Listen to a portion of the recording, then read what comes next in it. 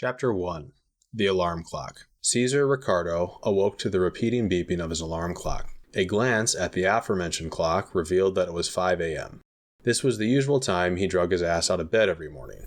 He couldn't say he really enjoyed it, but there was something to be said about starting the day early before the world was consumed with the hustle and bustle of everyday life. Cesar decided to lay in bed for another minute. This was the amount of time it took him to build up enough motivation to leave the welcoming embrace of his blankets. With a grunt, he pulled the covers back and swung his feet out of bed. He stretched and then he hopped up. He walked over to his dresser and grabbed some clothes. Then he headed out of his room and down the hall to the upstairs bathroom. That was the other perk that came with getting up at 5 a.m. Both Silas and Aurora were still sound asleep, so he got the first shower of the morning. Realistically, that was only useful half of the time. Every other day, he took a cold shower. It helped wake him up, and he read somewhere that it was good for the immune system. He wondered on several occasions how the actual mechanics of that worked, but he still hadn't taken the time to Google it.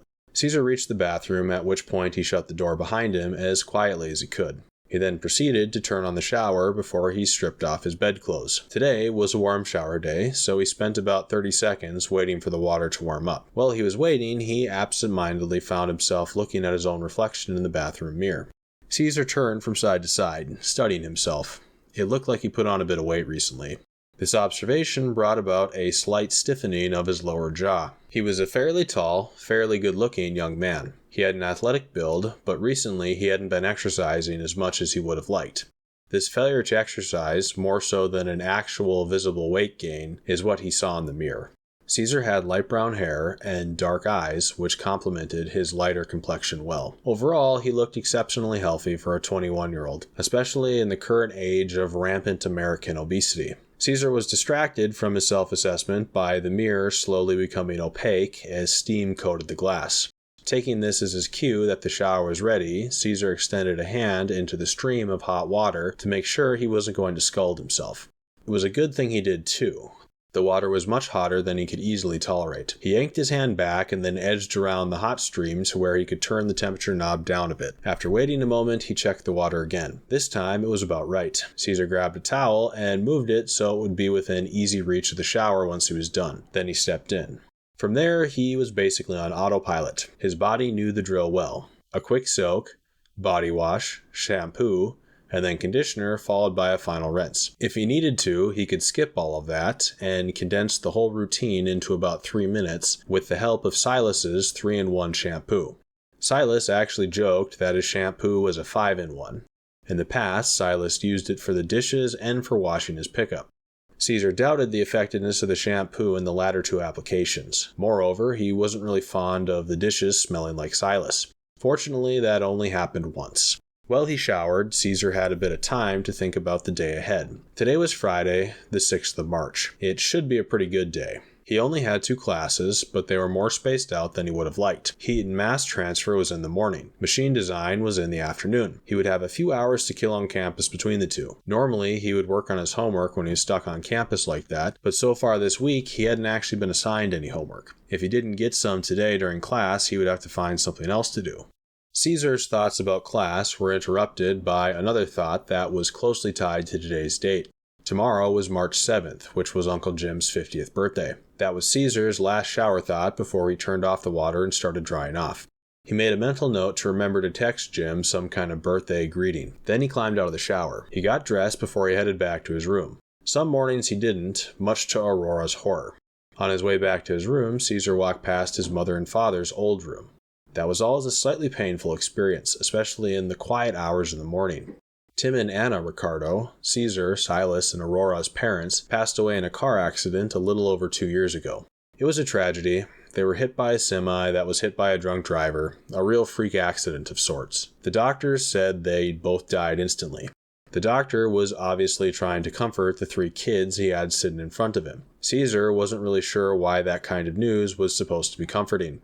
He supposed that instant death was better than a long and drawn-out death, but overall, dying sucked.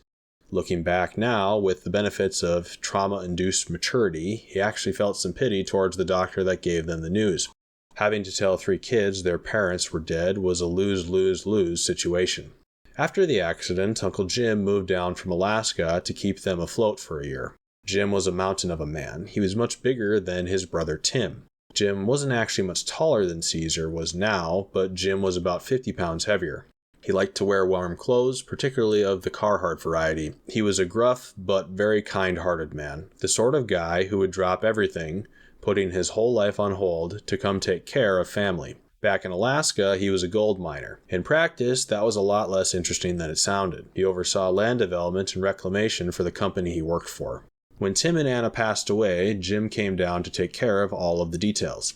He single-handedly made it possible for Aurora, Silas, and Cesar to cling to some semblance of normality. He was there to pay the bills, there to cook breakfast, there to keep the house clean. He was there for everything. He went to Aurora's games at school, he helped Silas with his graduation project, and he bought Cesar a little more time to be free of the burden of responsibility. Jim couldn't stay forever, though. He had people who needed him back home too. His arrival and departure had been part of a well-thought-out plan. The kind of plan you have but hope you never actually need to enact. Everyone close to the situation agreed that it was best to keep Cesar, Silas, and Aurora together. No good would come of getting them hooked up with any sort of foster care program or anything of that sort. That's not to say that the foster system doesn't do good work. They certainly do, but no one wanted the Ricardo kids to be split up. At the time of the accident, Cesar was 19, Silas was 17, and Aurora was 15. It was an option for Cesar to become the legal guardian of his two younger siblings, but given the fact that he was a freshman in college, studying engineering no less, it would have been a very tough sell to allow him to be the legal guardian of two minors. That's where Jim came in. By coming back to the lower 48, Jim took guardianship of Silas and Aurora until Silas turned 18 a year later. Then, as per the plan, Cesar and Silas were ready to look out for Aurora until she was also of age. Jim loved the kids, and he stuck around past Silas's birthday all the way up until the week after Silas graduated high school. After that, Jim took care of all the difficult paperwork. He got everything set up to allow the Ricardo children to take care of themselves. After some teary goodbyes, Jim boarded a flight back to Anchorage with a promise to visit as soon as he could. A passive observer might wonder why he went back to Alaska at all. That observer likely hasn't abandoned their life's work and passion to raise the children of the brother they hadn't seen or talked to in several years. Jim arrived as a bit of a stranger, but he left his family. Jim was the closest thing Cesar had to a father now. Cesar also understood exactly how much of a gesture of compassion Jim's actions were. If there was anyone deserving to have their birthday remembered, it was Jim. That was the main reason Cesar wanted to make sure he didn't forget to say something nice. Cesar finished getting ready in his room. Then he grabbed his stuff. After a quick double check to make sure he had everything, he headed downstairs. His destination was the kitchen. Once there, he turned on the news in the living room. Then he got to work making some breakfast along with some coffee for Aurora. Breakfast this morning was going to be bacon with a side of scrambled eggs. When he cooked, he usually made sure to make enough for Aurora too. Silas wasn't really a breakfast person.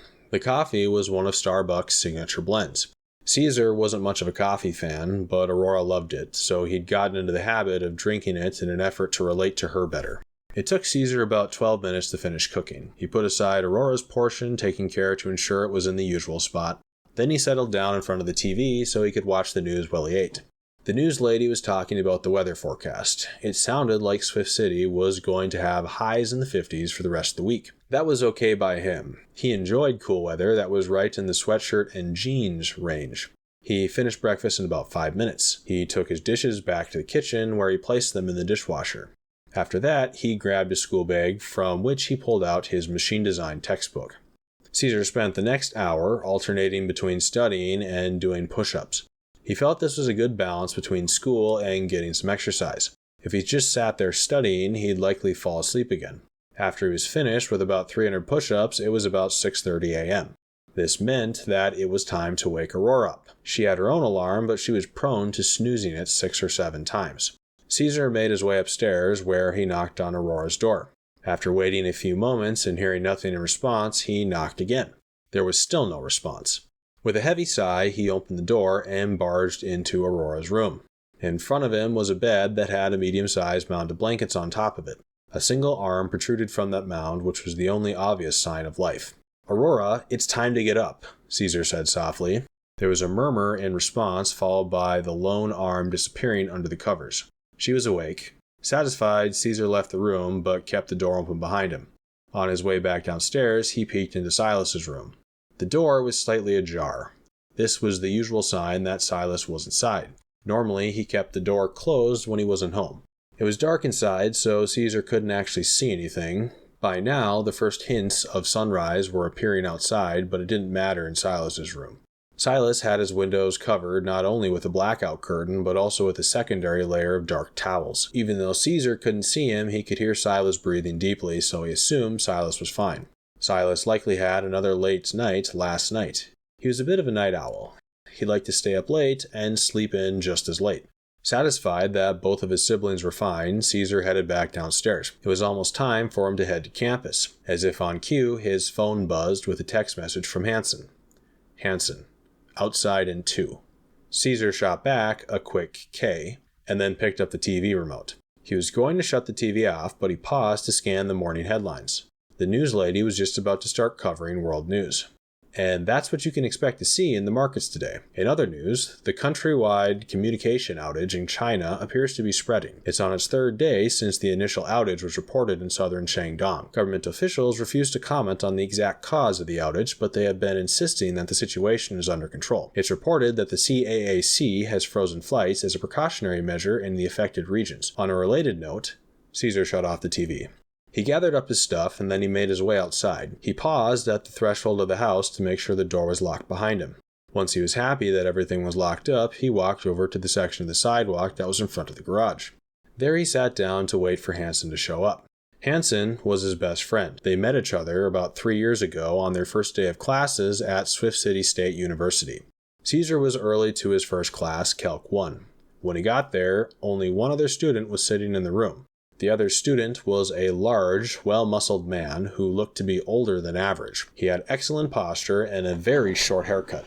He was well-dressed in a pair of nice jeans and a dress shirt. Most notably, he was wearing aggressive-looking boots.